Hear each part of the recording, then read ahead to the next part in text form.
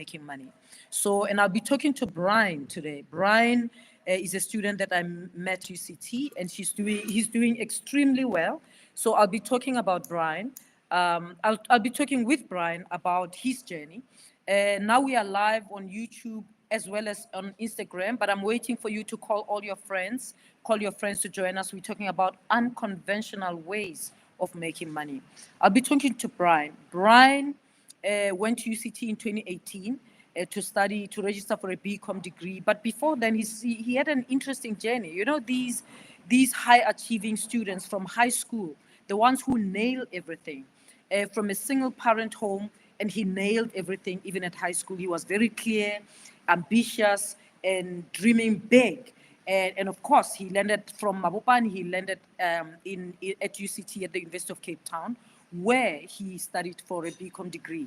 I should state right at the beginning that Brian is graduating this year with his BCom degree, but he changed his mind about what he wants to do. He wanted to be a chartered accountant, but now he's out of that dream. He's making money. Brian started making money at second year level whilst at university, and that of course led him to taking a break from his studies to continue with his entrepreneurial journey.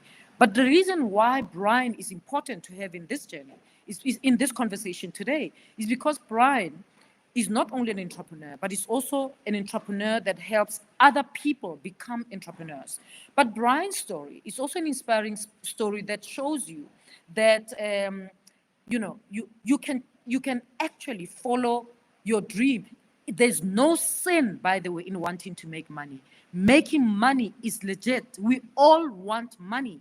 So of course, money won't make you happy, but money softens the pain of unhappiness sometimes. So it's not a sin to make money. So that's why I thought in the next few sessions, we're going to talk about unconventional ways of making money. I will always be an advocate for education.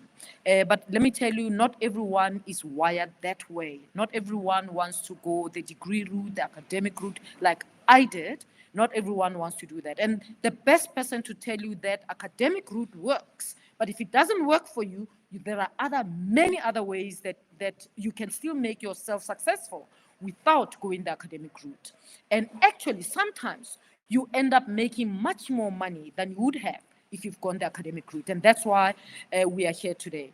And I'm here today to say, sometimes rather than go on social media asking people to give you money to pay for your children's school fees or to go on a bus somewhere, it's better to learn the unconventional ways of making money.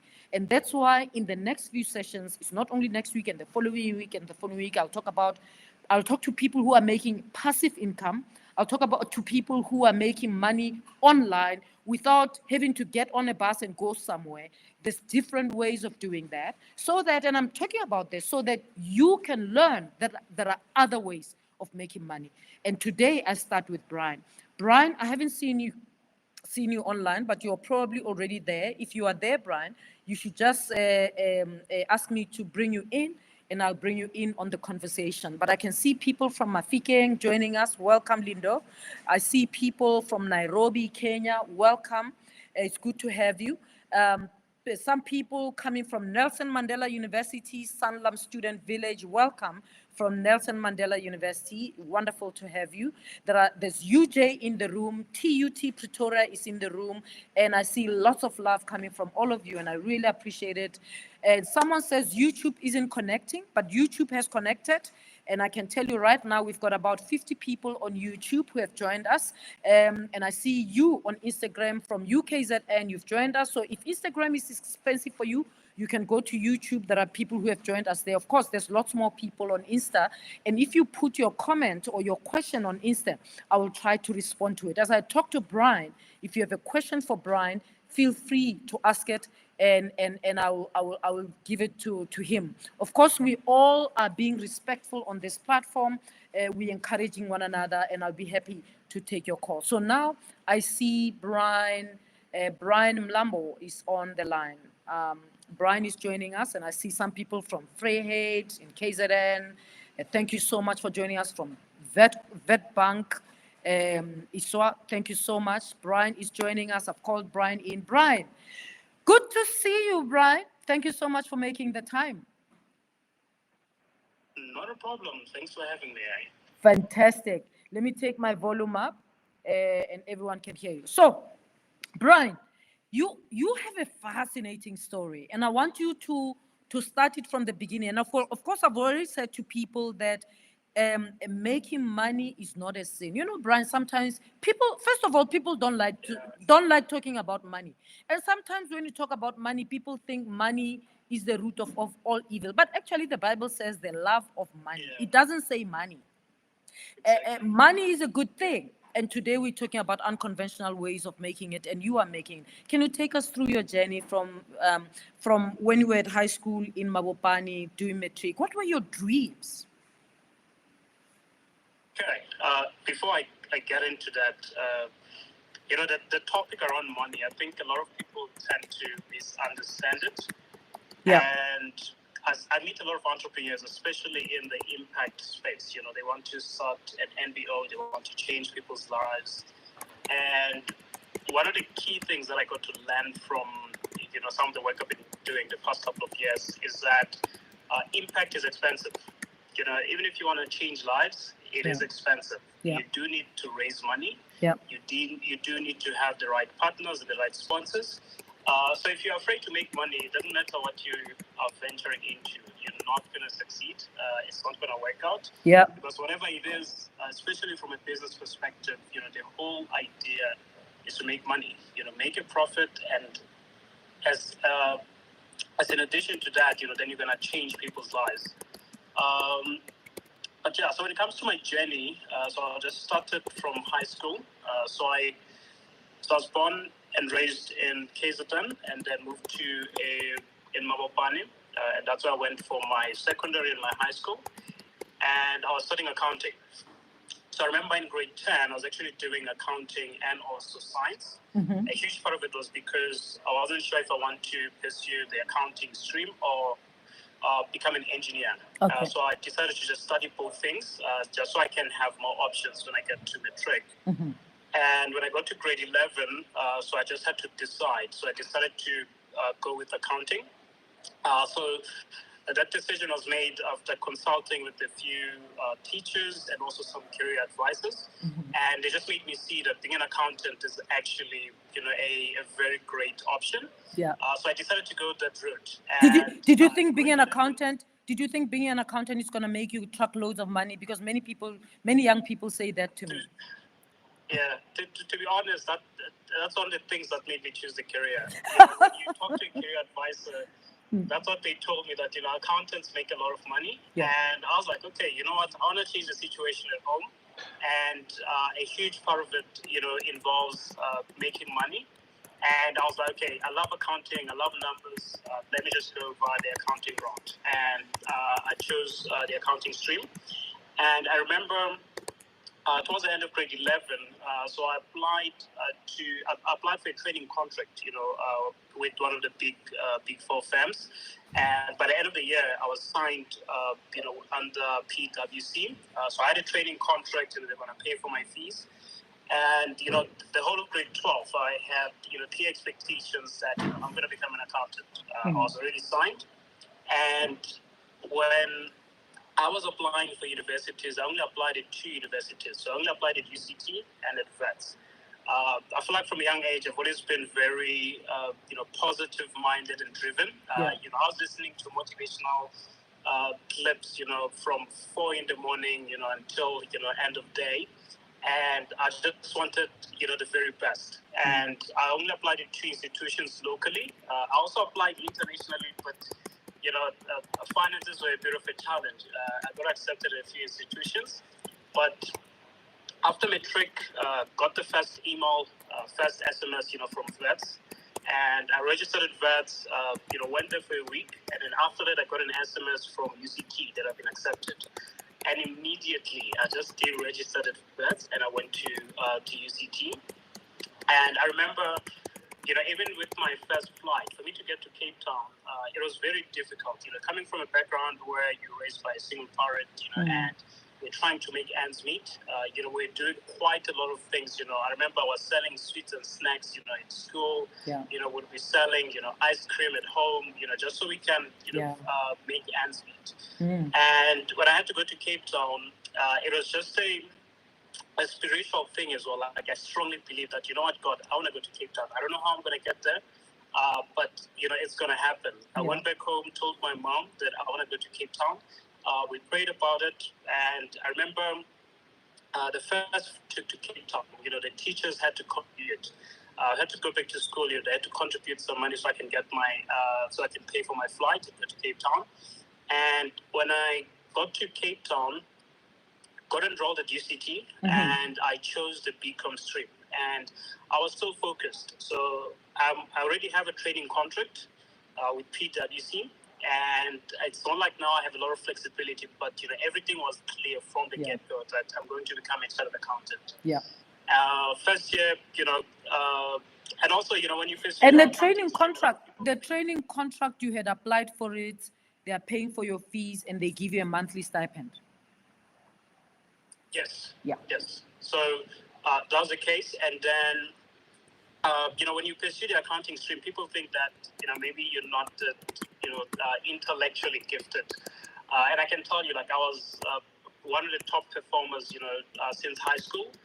And even when I got to UCT, first year, I was, on the Golden Key Society as well. I was very, committed. And I remember 2018 as well, I got, I managed to join the Deli Young Leaders program. And, I have a contract with PwC. I'm part of the Deli Young Leaders program. I have a scholarship as well. And, everything was set that I want to become an accountant, and that's what I'm going to be. And I think everything shifted when I was doing my second year. Beginning of 2019, when I was doing my second year flight, that's when I started pursuing entrepreneurship. And before I ventured into entrepreneurship, I remember early on in the year, I was then signed by Deloitte. So they got me out of the contract with PwC. Then I was signed by Deloitte. And, still the same thing. That's the route. I'm going to become a chartered accountant. And during 2019, that's when I started exposing myself to, entrepreneurship activities. I remember some of the things that played a very key role in, me pursuing the entrepreneurship journey is exposing myself to different societies at UCT. I joined the Investment Society. I was part of the Entrepreneurship Society, and I was deputy head student at my residence. And I was putting myself in spaces that forced me to grow, putting myself in spaces that, forced me to connect with other people, build my network. And, one of the things that, when I got to UCT 2018, there was a speech. I remember listening to one of the speeches you actually made, and you were talking about the importance of building a network. That for most students, they go to university, they're only focusing on getting their degree, and they become blind to the fact that you have so many amazing people that you're studying with, that are surrounding you, and even the environment that you're in. It's rich with so many opportunities that a lot of students don't actually pursue them. So I made it a point that, I want to start building my brand. I want to start building my name. And being a part of those societies actually enabled me to, challenge myself, find myself as well. So how I started my entrepreneurship journey when I was in my second year, I was hosting entrepreneurship events as part of the InvestSoc Society and the Entrepreneurship Society. And I remember we had a speaker, Sandra Spiri. So he was very big. He's still very big. He's doing a lot of amazing work in the entrepreneurship space. Absolutely. And I remember we had him as a guest speaker. I was listening to his story, listening to the work that he's doing. And after his talk at the end of the event, I walked up to him. I was like, hey, Sandras, I love what you're doing, and I would love to be a part of it. I'd love to work with you. And he told me, I was like, what, this is pure volunteering. I'm not going to pay you. You'll just be pretty much serving and learning the necessary skills on the job. And I was like, I don't have a problem with that. As long as I'm in the same space that you're in, that's enough for me. So he was already doing what I'm doing on campus, but he's doing it outside of the school area. He has a bigger platform that he's working with. And I feel like that was pretty much a big stepping stone for me. Because Brian, can I pause you? Can I pause you a little bit? Because I want us to keep drawing out the points that you are making. And I think the first point that you are making is that build a network for yourself. And the way you do that, you connect with people. If you are at university, join a society. Speak to people you do not know. People who know better than you, people who get invited to your university, and then ask them to help you. So that's the first thing. But did you hear that Brian said he decided whilst doing, can you imagine a first year student saying, a first year or second year student saying, I want to build a name for myself. But he didn't go to somebody and say, hey, Sandras, I want to build a name for myself. Help me do that. Yeah. He said he went to Sandras. When you go to someone who knows better than you, who you see as a better connection, who can help you, you go to them and say, I want to work with you. And then, of course, Sandra said, yes, you can. I'll teach you everything, but I don't have money. I won't be able to pay you. And said, no, I'm here to learn. Did you hear that, young people? That's the way to build a name for yourself. Because whilst you're working with that person, they get to know you. They know people you don't know, people who are better than them, who are bigger than them, who are like them, who can be a better connection for you. So I didn't want to miss it. So that's the first point. Connect with other people. Go ahead, Brian. Sorry to jump in. That's true. And also, when you connect with people and you spend time with them, when other people see you with that person, they don't know that you're not getting paid. Yes. They don't know that you're volunteering. And just by associating with yourself with that individual, it also helps build credibility, for your name. And I feel like that's one thing that, especially a lot of young people tend to miss. I get a lot of people saying, hey, we need a mentor, can you mentor us? Sometimes it's difficult to build a mentorship relationship if someone doesn't know you. And if from the get-go, you just want to get something, you just want them to help you build a name. You just want them to, build something. But if you put yourself in a position where you can offer something, like, hey, I'm willing to offer my time. I'm willing to, offer my skills. Yeah. Whatever you need help with, I can help you with that. You don't need to pay me. All I want is 2 hours of your time every week. Every 2 weeks, just sit down with me, give me advice, and I'm gonna, work very hard to make sure that you are also achieving, some of the objectives that you had. So I feel like that's the key. But it's also point I had in. It's also important, Brian, that when you offer yourself, your time and your skills to your time and skills to so that in the process you benefit. You don't change 3 months later and say, one user. Young people, sometimes you can get someone taking you on and then trying to help you, you get visibility. When other people talk to you and then you say, one user can't, no, you're forgetting why you got there. You got there, you are getting visibility, you're getting credibility just by proximity and being seen with the person. You're getting connections as well, but you're learning and growing as you contribute. That's absolutely true. That's absolutely true. And I feel like for most people, it just boils down to, the goals that you set for yourself and some of your values as well. If you're someone who values relationships, you value honesty, you'll understand the importance of, firstly, not bad-mouthing other people. And, the importance of making sure that when you commit to something, you do deliver. And when you're working with the other individual, you set clear expectations. If there is something that you want out of it, it's good to make it clear from the get-go that, what, I'm willing to work for you for 3 months, and this is what I expect. I expect you to sit down with me every 2 weeks for 2 hours, and this is what I'm trying to build. All I need is just your advice and expertise for me to get, my business or my project to where I need it to be. So, Brian, finish your sentence. I want us to move to another question, which is another stage someone is asking here. It's very important, yeah? But so and once you set those clear expectations, it makes it easy even for the person that you're working with to know what's expected of them, and as much as they might not be paying you, But for the fact that you are giving your time, they also know that I'm also, obligated to make sure that I commit to having the, 2-hour session with you. I commit to actually, providing you with the advice, skill, and connection that you potentially need. Absolutely, absolutely. Now, BK on YouTube is asking, Prof, should we prioritize building a network or getting good grades? Because I used to see societies taking a lot of time I could use studying. But I want you to respond to that question in relation to your life, because I know that at some stage you put your studies on hold. But of course, you haven't even told us that how you started making money at second year. So I want you to start by telling us how you started making money, like real money, and hiring people as a second year student who's not even 20 yet. I don't know how old you were, because you're not 30 yet. So at second year you are hiring people, you are making money, and then subsequently at some stage you decide to put your studies on hold. Talk to us about that.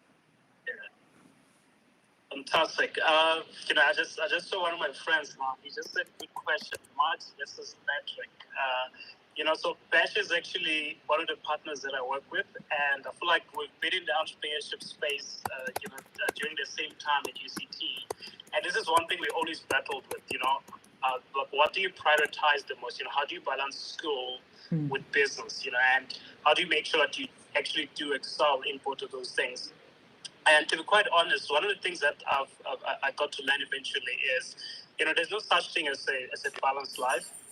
You can strive for it. You can strive to do, certain things. But if you think that, you can probably go 50-50 on both, oftentimes it can be a challenge, and it's draining.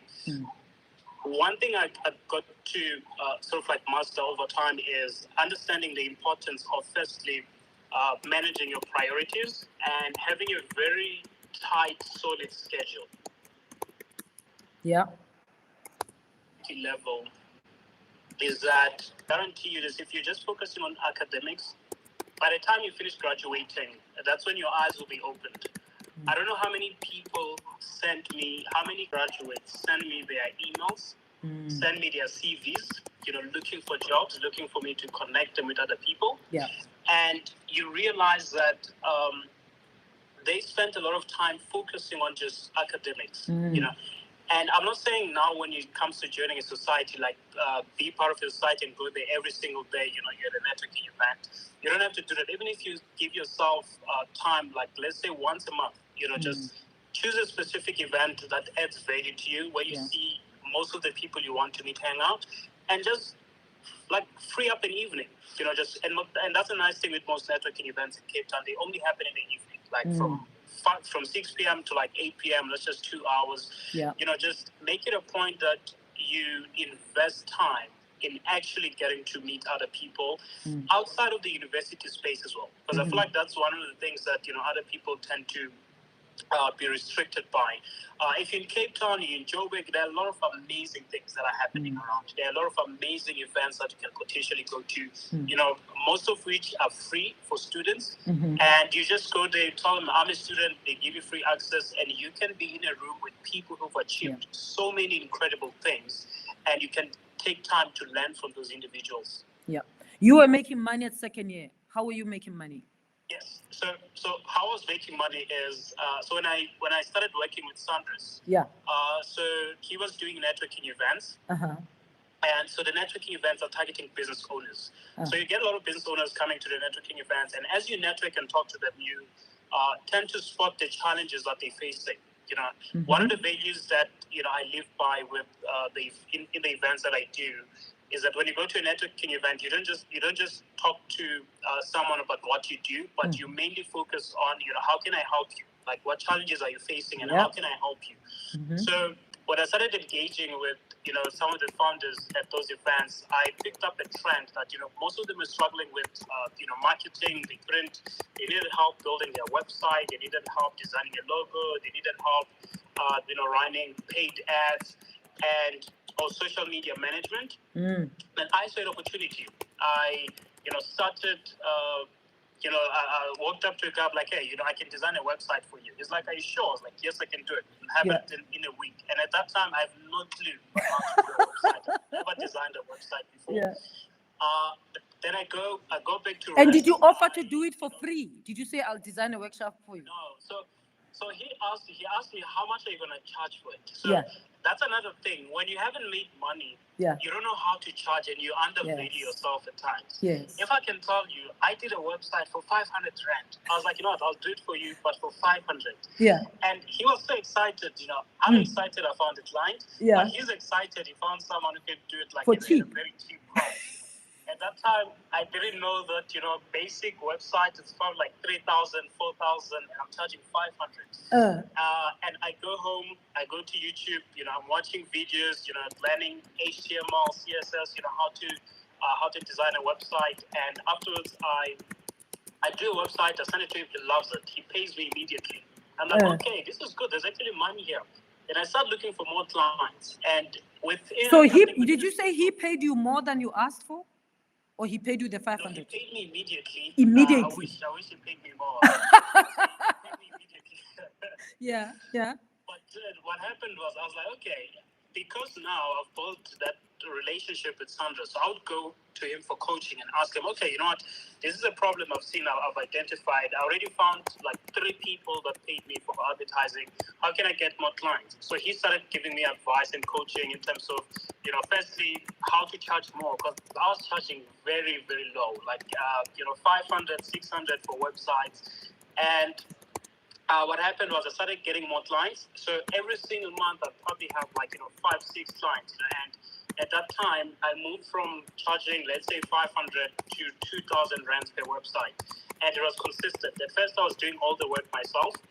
And then later on, one of my friends saw that, hey, this guy's making money. So he's like, hey, can I come in as well? Can I help you? I was like, no, let's work together. And we started doing the work together. We do marketing. We had clients. And that was our side hustle. So during the day, we're doing school. At night, we're building websites. We're doing marketing campaigns for clients. And how many staff members did you have? You're doing second year at this time. How old are you? Number one, let me check. How old are you at that time? Second year, 19? I'll be exposing my age. Is it a secret? It's not a secret. Yes, I was 19, turning 20 in... That's still very young. 2019. So 19 or so, usually second years at that age. You are hiring how many people? Yeah. So initially I had 2 people, but by end of the year I had 6 people. Imagine. Who were part of the company. And you're making money and paying them. You are paying your colleagues here. In our first year, 2019, I think, I'll say this because it was a very long time ago. We made, I think, close to 400,000. Wow. In 2019 alone, and I had about 6 people that were part of the company then. And we were, moving slowly, running marketing campaigns, doing websites, and, the company was growing. And it was, something that we're very eventually passionate about, because we're helping businesses solve the problems that they have. We're also in a position where we are helping them get clients, grow their business. So 2019, that's when I was doing my second year. And at that time, I had two part-time jobs. And then I was running my business, and I was and you're part of the studying investment society.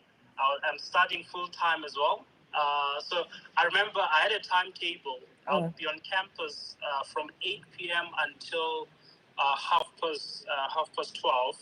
Then what would happen is from 1 p.m. I needed to be at the office for my first job until 5. And then from 5 until 8, I'm at the second job. And then from 8 until 2 or 3 in the morning, I'm doing my business. I'm catching up with school, doing schoolwork.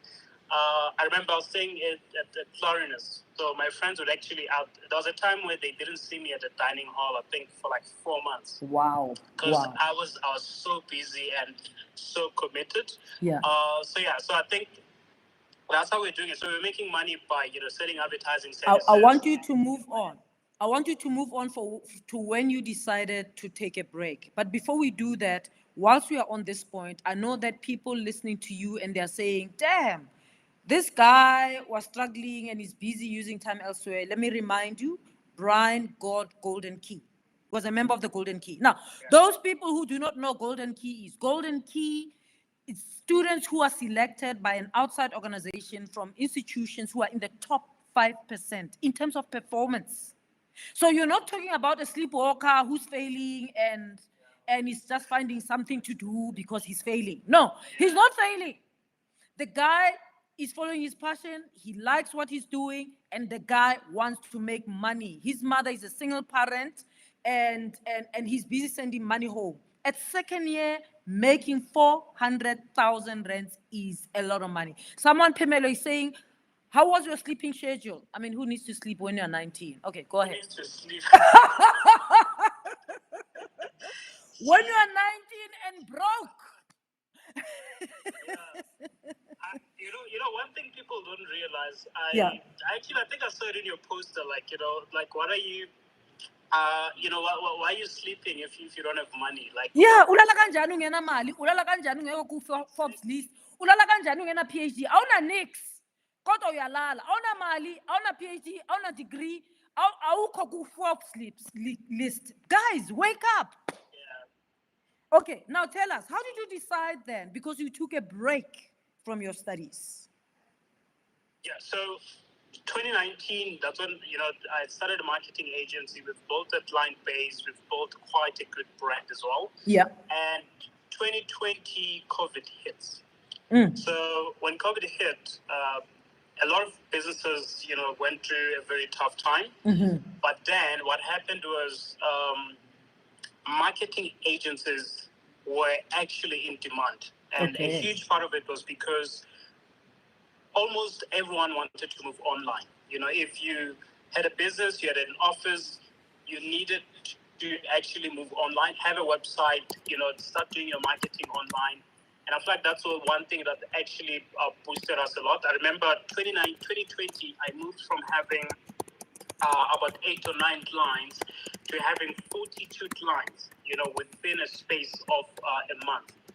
Because everyone wanted a website, everyone wanted, marketing, people wanted to reach more people. And because of the number of clients that actually, came in, that enabled me to hire more people, even secure an office space.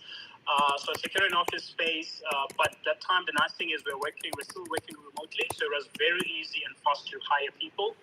Got website developers, graphic designers, social media managers, and the business was doing well, was doing amazing. And in 2020, that's when I, also, my sister and I, we built my mom a house, and the business was booming. And from an academic perspective, everything had moved online.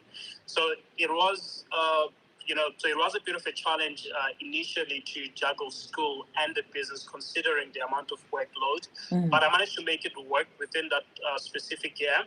But 2021 actually, I decided to go back. So I decided to go back to school, but we were still growing. The business was growing very big. 2021, we opened an office in Johannesburg as well. Now I had 16 people that were working for the company full time. Wow. 2021, I have an office in Joburg. I have an office in Cape Town. I'm starting full time.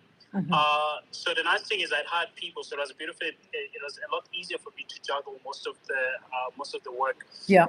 But then I was very passionate about entrepreneurship, and I strongly felt like, what, I just want to give this, the business a shot. I just want to give this journey a shot. And I remember 2021, I was consulting with a lot of people. I spoke to some of my mentors. I talked to some of my friends as well, and just told them that, what, I want to take a break from school, and just give this business a chance, because I feel like it's at a stage where it needs me to focus on it full time so that it can grow.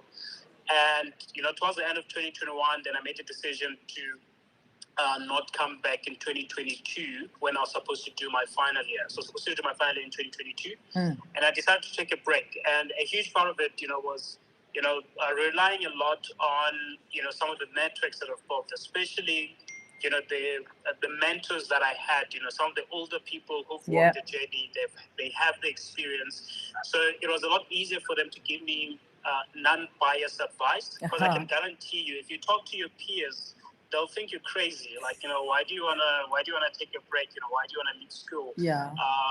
And at that time, it's not like I'm failing. Like, I'm not that intellectually smart or gifted. Like, I know if I can just give it my 100%, I am going to pass. And what made it worse was I'm taking a break when I'm about to do my final year, and it didn't make sense to a lot of people. But I consulted with some of my mentors, I prayed about it as well. And the business was doing well. I mean, we were making money every month. Some students are concerned about, getting their allowances. I'm concerned about paying salaries. It was a difficult.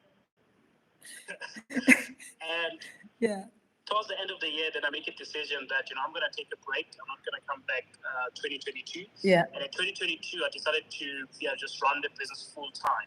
So 2022 starts run the business full time, 2023 as well. And then last year, I decided to go back to school to finish my degree. So I successfully finished it. I'm graduating this year. And, even when I took a break, it was not like I'm saying, hey, guys, I'm dropping out. I hate school. I don't want school anymore. Yeah. It was because I understood that at that particular moment, I felt the urgency to actually build the business. And I felt like it needed me to be present so that I can take it to where it needs to be. Yeah. That's great. I want us to get to the second point that I want to unpack so that people don't forget. I mean, of course, relation to the first point, when you talked about networking, building a network and so on, you said something very important about networking. You said, don't just focus on what you do and who you are, but focus on the people you are talking to that you meet at the event, and also how you can help them. So when you ask them what they do and you're talking to them about what you want to know, you are figuring out how can you be of use to them, and you offer it to them like, hey, I can do a website. And that's how this can grow. But the second point that you said, remember those who came late, we said the first point is that you connect with people, whether it's varsity, you join a society and so on. The second point is there is no such thing as a balanced life. You said that. You said, you have to know your needs, you have to know your priorities, and so you have to manage your time accordingly. Because that's when someone was saying, well, do I focus on studies or on societies? What, as if you have to choose. And Brian says, and I always say, Brian, it's a trade-off. Okay, and you said it very well, differently. You said there's no such thing as a balanced life. It doesn't exist. I agree with you 100%. You make choices. And every time you choose one, you sacrifice one, the other, and you know why you're doing that. Now, here's the thing. If you don't have money and you need money, you do what needs to be done to get the money. What needs to be done, exactly. Yeah, you do what needs to be done. You don't compare yourself with people who have money and you say, life is not fair, hey, the government must give you a grant as a student, what. They're already giving you NSFAS. If your NSFAS is depleted, you do what needs to be done. You make money, you build a business on campus. And that's what Brian did, right? But then what that necessitated is that Brian had to take a break at some stage, because now the academic demands were high, the work demands were high. He had opened, his business had expanded. Okay, here's this third-year student whose business now has expanded, is now opening an office in Joburg.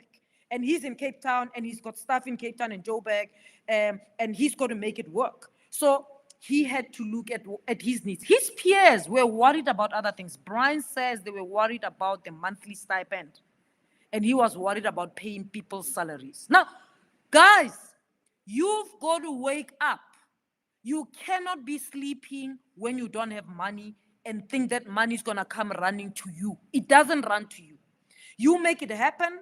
You make sacrifices. You chunk your time in whichever way you need to. You don't go onto Twitter and ask people for freebies. You do what needs to be done. And Brian decided to take a break, 2 years. But then you did go back for your final year, and this year you're graduating.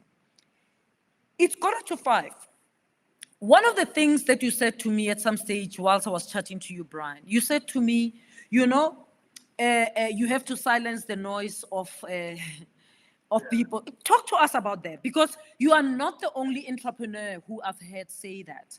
And I know with myself as well, the many extraordinary things I've done. Even when I left a job unexpectedly, I did unthinkable things. And to proceed and to focus, I had to silence the noise. But tell me, as a young person, what's that noise, and how do you silence it to make sure that you focus on what your dream is and solving your own problem of making sure that you make money and you can support your mother? Yeah, so I think from the time when I was at university, I'd probably say the biggest noise was coming from my peers, and the reason why I'm saying that is because for most people it's very difficult for you to go the unconventional way. Yeah. If 90% of the people that are surrounding you are going via the conventional way. You're always going to sound as if you're crazy. They're going to see you as if you're not that serious about life, because to them the only thing that's important and that makes sense is their studies, and it's like going via the conventional way, where they need to finish a degree, they need to get a job, pursue their professional career, and eventually get married, start their whole life. And if you want to choose a different route, from my side, I just wanted to pursue entrepreneurship, and this was something that is very risky. So it's not everyone who can just decide that I want to start a business and make it work. Even if you notice the trends, previously we have a lot of UCT students that have actually decided to pursue their own entrepreneurship journeys and run their businesses full time. And most of them I'm great friends with. And if you see the ratio of the people that made that decision compared to the guys that actually decided to pursue their professional careers, you can see that it's only a few of the guys that actually decide to go the conventional way. And a huge part of it being it's not easy. I've had a lot of even friends and also other people just talking about how they don't really enjoy what they're studying. They don't really enjoy the career that they've chosen, but they can't make the difficult choice to actually leave that track and start a new one. And a huge part of it is because there's just a lot of noise. So if you always put yourself in a position where you're going to ask 2 or 3 people, or even at some point 5 people for advice, it gets to a point where it becomes noise, because all of those different 5 people, they'll only give you advice based on what they think is best, what they've experienced as well, and not necessarily taking into account how you feel, how you view things, or even some of the plans that you potentially have. So it's always important, to get to a point where you silence the noise, like spend a lot of time with yourself. As much as you can seek advice, you can talk to people. Advice is advice at the end of the day. That's what it is. It's advice. It doesn't mean that you should do what they say. You should always, after getting that advice, take the advice, go back home. If you're a praying person, pray about it. Meditate on it. Think about it. And get to a point where you can do what's best for you. So by silencing the noise, being able to, have a limited, as much as, I get this a lot, that, you find people having a lot of friends, they have a lot of mentors, they have a lot of people that they're talking to. And in most cases, it affects their progress, because now you're having all of these voices telling you what to do, and you get stuck in a position where you're afraid to act, because now you don't know what's the right way and what's not the right way. So I think it's very important to silence the noise, like take some time off, meditate, pray if you need to, and do what is best for you. Be willing to listen to your inner voice, and I can guarantee you it's always right. You can listen to other people, but if it's not aligned to what you want to do, or what you want to pursue, ultimately things are not going to work out for you. That's such an important point. And that's the third point about this unconventional: silence the noise that comes from your peers. And we say peers because that's your closest people. That's the people you spend most of the time with. And Brian, it's the same, not only with going the unconventional route in terms of career or making money, with everything. The noise is what's stopping people from being themselves. The noise is what's Exactly. stopping people from doing great things. The noise is what's stopping some people from making the greatest impact that they could have ever made in their lives. You know, Yeah. So to that point as well, and I can personally attest to this because for the first, I think the whole of 2020, it actually took me 2 years to make the decision to take a break. Wow. The whole of 2020, I was consulting with, I know I spoke to my friends, I spoke to some of my mentors and some of my lecturers, and everyone was against the decision of actually taking a break. And when I got to a point where I was like, actually, you know what, I'm just going to follow what my gut is telling me, and this is what I want to pursue. And I got to a point where I decided to actually, take a break from school. And I can guarantee you, from 2022, when I took a break, and with just those 2 years when I was out of school, I managed to impact over 50,000 entrepreneurs. I managed to change a lot of lives. I managed to create over, 40 jobs. I managed to build such a big and extensive network, and most of which I wouldn't have achieved if I had not made that difficult decision. So that's why sometimes for other people, they don't know what you're feeling, what you're thinking, or what God has blessed you for. So it's a bit difficult for them to interpret it. So that's why it's good for you to, take a break, especially when you're listening to your peers. You guys are going through the same stage. The only thing they know is their academics. The only thing they know is probably their job.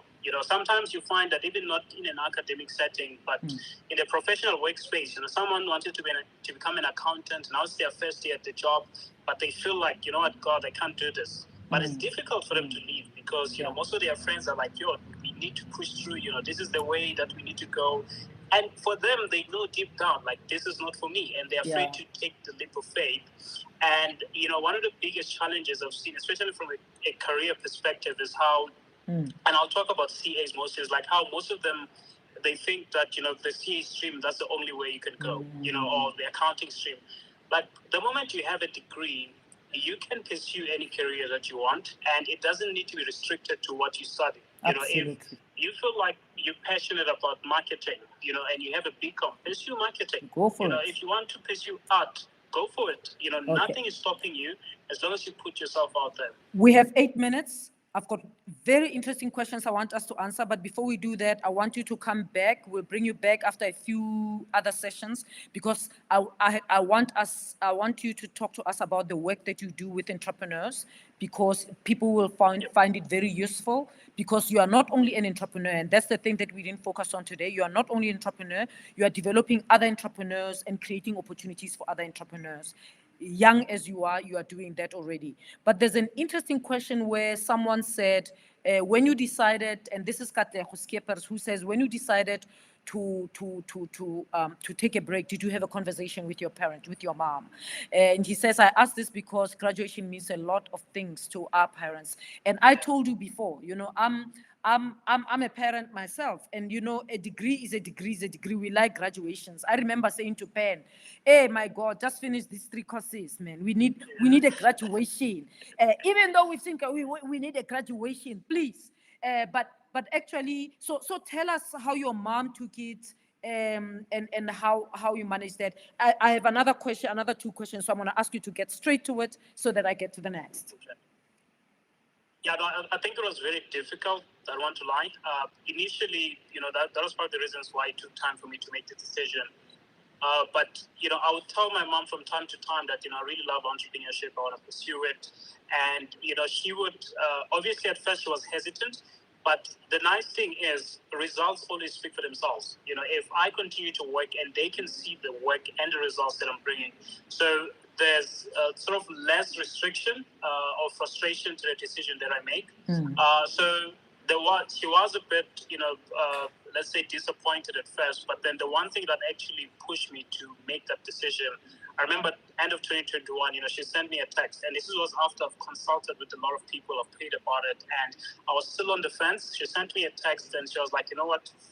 my son, I love you, and I know how you feel about academics and also how passionate you are about entrepreneurship. I just want you to know that I will always support you, whatever decision you make, and I will pray for you, and we're gonna make it work. And I actually took a screenshot of that, of that message, and that's the one thing that kept me going for a very long time. So initially, she was a bit, hesitant or not open to the idea, but ultimately she opened up to it. And when she gave me, that go ahead, that she's going to support me and be with me every step of the way, that's when I just decided to make that decision and take the break. So talking to them, is a very, very important step as well. Thank you. There's another person who asked a question about risk-benefit analysis. Key question being, what's the worst or best that could happen if I move this or the other way? Did you consider that? What's the best? What's the worst that could happen? I remember I even had an A3 paper in my room where I'd have pros and cons. Of, I'd write all of those things. Think about it, pray about it. But ultimately, you get to a point where there's no such thing as a bad decision. As long as you're willing to show up and deliver results for it, it is going to work out. Okay.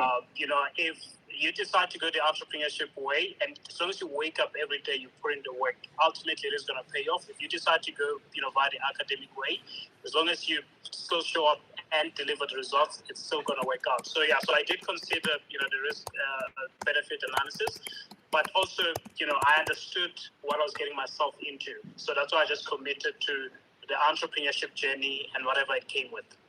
Great. Brian, thank you so much for joining us. I want to sum up as we end.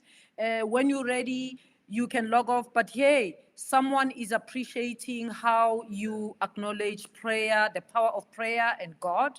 And people are inspired by that, which says a lot about you. The fact that you always go to ground and thank God or consult with God. But people are really positive. I really thank you for spending time with us today. And I'll bring you back again so that you tell us what you're doing at Startup Grind. That's where you are right now, right? What you So I run a company called Arca Ventures. Arca Ventures, yes. Yes, but I still do a lot of work with Startup Grind, but the main company is Arca Ventures. So you'll come and tell us more about what you do at Arca Ventures, because you're supporting entrepreneurs, you're growing entrepreneurs, helping make entrepreneurs successful. So come back, keep coming back to the podcast. We will teach you lessons and with Brian on how you can be successful yourself. Because it's one thing to dream, Brian, and say, I want to do what Brian did. But if you don't have the skills, it ain't going to happen, right? So thank you very much, Brian. Have a good evening. Let me end up to all of you on YouTube and Instagram. Here are the 3 points that came out of the conversation with Brian today. Just in case you forget everything, the first thing that Brian drew our attention to is you've got to build a network, connect with people. If you are at university, join a society. By the way, some of you might be sitting there. I saw students from all universities around South Africa, but also in Botswana, I saw students from Baisaho. If you're sitting there and maybe your university doesn't have societies, start one. Just start one. I can connect you with Brian, and Brian will tell you how these things start. He joined the Entrepreneurship Society and the Investment Society at UCT. Very active. No academic, no staff member is involved. Students do it all by themselves. So join a society or start a society and speak to people. The society invites people to come and talk to students, and you talk to those people. And when you talk to the people during a networking session, you don't focus on yourself. You focus on the other people, the people that you're talking to. Not only do you want to know more about them, you want to know about them, more about them, so that you can offer them help. So how can you help them?